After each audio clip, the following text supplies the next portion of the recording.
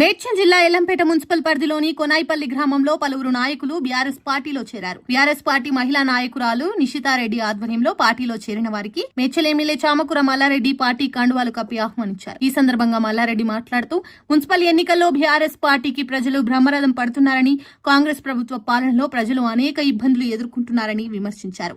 Yellampet municipal పరిధిలోని కొనాయిపల్లి, మైసిరెడ్డిపల్లి, నూతన్కల్ గ్రామంలోని 22వ వార్డుకు నిషితారెడ్డిని బీఆర్ఎస్ పార్టీ తరపున అభ్యర్థిగా పోటీకి దించనున్నట్లు ఆయన ప్రకటించారు. కొనాయిపల్లి గ్రామానికి బస్సు సౌకర్యం లేకపోవడంపై మహిళలు ఎమ్మెల్యే దృష్టికి తీసుకురావడంతో మేడ్చల్ ఆర్టీసీ డిపో మేనేజర్ తో ఫోన్ లో మాట్లాడి బస్సు సౌకర్యం కల్పించాలని సూచించారు.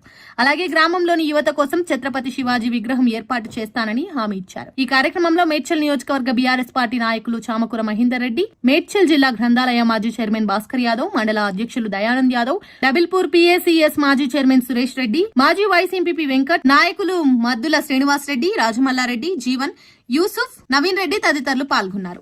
ఎట్లా